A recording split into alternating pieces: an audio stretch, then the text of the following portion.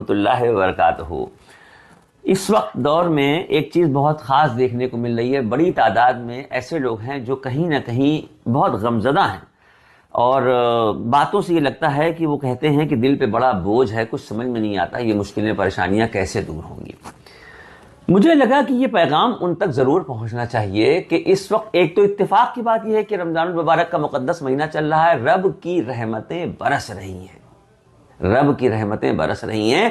اس کا فائدہ اٹھا لیجئے، اور کس طرح سے اٹھائیے کہ ایک بار سچے دل سے، ایمانداری سے یہ جملہ خالی کہیے کہ پروردگار، جن لوگوں نے ہمیں بہت تکلیفیں پہنچائی ہیں، جن لوگوں نے بہت پریشان کیا ہے، تیری رضا کی خاطر ہم انہیں معاف کر رہے ہیں، مولا تیری رضا کی خاطر انہیں معاف کر رہے ہیں، تو مجھے معاف کر دے پروردگار، تو مجھے معاف کر دے۔ رب پروردگار عالم کو یہ ادا بندے کی بہت پسند ہے کہ بندہ کسی بندے کے قصوروں کو معاف کر دے، اور یہ کہے کہ معاف کر دے کہ اللہ کی رضا کے لیے تمہیں معاف کر رہے ہیں۔ ہمارے نبی سرکار دو عالم صلی اللہ علیہ وسلم نے فرمایا کہ اگر کسی کو معاف کرنے میں تمہیں لگتا ہے کہ تمہاری عزت میں کمی ہو رہی ہے تو غم نہ کرنا، حشر کے میدان میں ہم سے عزت لے لینا۔ کتنی بڑی بات کہی۔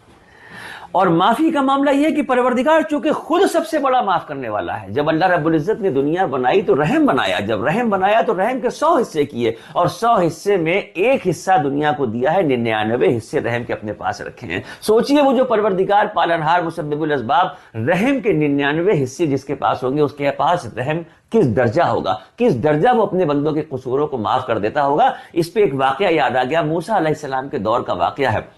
موسیٰ علیہ السلام کی چونکہ اللہ رب العزت سے بات ہوتی تھی، انہوں نے ایک دن اللہ پاک سے کہا کہ پروردگار، اس دور کا جو سب سے بدترین، سب سے گناہگار، سب سے برا آدمی ہو، جس کے لیے تو نے جہنم کا فیصلہ کر دیا ہو، مجھے دکھا دے وہ آدمی کون ہے۔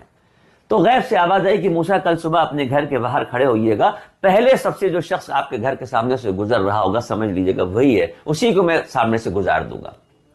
موسیٰ علیہ السلام صبح کا وقت تھا، کھڑے ہو گئے۔ کچھ دیر کے بعد انہوں نے دیکھا کہ ایک شخص چلا آ رہا ہے، اس کے کندھے پہ اس کا چھوٹا سا ایک بچہ بیٹھا ہوا ہے، اور بچے کو بیٹھائے ہوئے ان کے گھر کے سامنے سے یوں نکلتا ہوا چلا جا رہا ہے۔ موسیٰ علیہ السلام دیکھ کے حیران رہ گئے، یار یہ دیکھنے سے تو نہیں لگ رہا ہے اتنا گناہگار ہے، اس نے کیا گناہ کیے ہوں گے، کتنا بدترین آدمی ہوگا جو اللہ رب العزت نے دوزخ کا فیصلہ کر دیا، جہنم کا فیصلہ کر دیا۔ دل میں اس طریقے کے خیال آئے، مگر خاموش رہے، اندر اپنے گھر میں آ گئے۔ 2-3 گھنٹے جب گزر گئے تو پھر دل میں خیال آیا، پھر اللہ سے بات کی کہ پروردگار، اس دور کا جنتی کون ہے وہ دکھا دے، وہ شخص جس کے لیے تو نے جنت کا فیصلہ کر دیا، اس شخص کو بھی ہمیں دکھا دے۔ تو پھر غیب سے آواز آئی کہ موسیٰ، آپ کے گھر کے سامنے سے جو پہلا شخص شام کو نکلے گا، تیسرا پہر جو کہلاتا ہے، عصر کے بعد کا وقت جو کہلاتا ہے، سمجھ لیجئے گا وہی شخص ہے جس کو میں نے نکالا ہے، بھیجا ہے، وہ جنتی ہے۔ موسیٰ علیہ السلام کھڑے ہو گئے، اطمینان سے انتظار کرنے لگے۔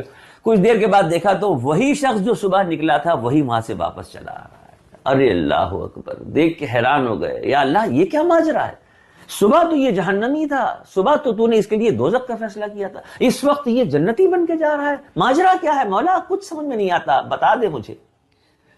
تو غیب سے آواز آئی کہ موسیٰ، صبح جب یہ شخص آپ کے گھر کے سامنے سے نکل رہا تھا، اس کے کندھے پہ جو اس کا بچہ بیٹھا تھا، بیٹا بیٹھا تھا، کچھ دور جانے کے بعد بیٹے نے باپ سے کہا کہ بابا یہ بستی ختم ہوئے گی تو پھر کیا جنگل آئے گا؟ تو باپ نے کہا ہاں جنگل آئے گا۔ بیٹے نے پوچھا باپ سے کہ بابا کیا جنگل بہت بڑا ہوتا ہے؟ اچھا بچوں کی عادتیں ہوتی ہیں، کوئی ایک بات پکڑ لے تو اس سے سیرا جوڑتے ہوئے بہت سے سارے سوال کرتے ہیں۔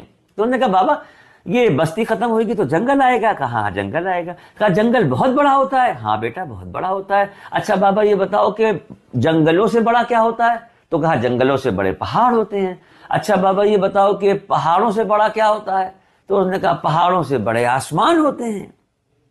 بچے نے پھر پوچھا کہ بابا آسمانوں سے بڑا بھی کچھ ہے؟ تو باپ نے کہا کہ ہاں بیٹا، آسمانوں سے بڑے تیرے باپ کے گناہ ہیں۔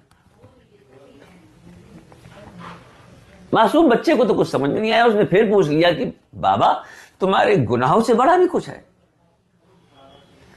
تو باپ نے کہا کہ ہاں بیٹا، میرے گناہوں سے بڑا میرے رب کا کرم ہے، رحم ہے، نہ جانے کب اس کی رحمت دریائے جوش پھیلا دے، نہ جانے کب اس کی رحمتوں کی بارش ہو جائے، نہ جانے کب اس کی رحمتوں کی بوچھار ہم پر بھی پڑ جائے اور وہ میرے گناہوں کو معاف کر دے۔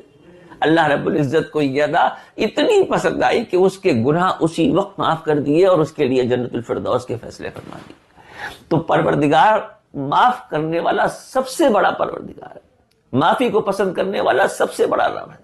جب وہ معافی کو پسند کرتا ہے تو وہ چاہتا ہے کہ اس کے بندے بھی اس کے بندوں سے محبت کریں اور معاف کر دیں، اور یہ صفت نیک بندوں میں ہی پیدا ہو سکتی ہے۔ لہٰذا ابھی اسی وقت عہد کر لیجئے، یہ ویڈیو جیسے ہی آپ دیکھ کے ختم کریں دل سے کہہ دیجئے کہ میرے مولا، جن لوگوں نے مجھے دکھ پہنچایا، تکلیف پہنچائی، بہت پریشان کیا، جن کی طرف سے بہت دل دکھا ہے، دل تو نہیں چاہتا تھا لیکن یہ واقعہ سن لیا، تیری رضا کی خاطر ہم ان سب لوگوں کو معاف کر رہے ہیں جنہوں نے ہمیں تکلیف پہنچائی ہے۔ مولا تو اپنے فضل و کرم سے ہمیں معاف کر دے، مولا ہمیں معاف کر دے، مولا ہمیں معاف کر دے۔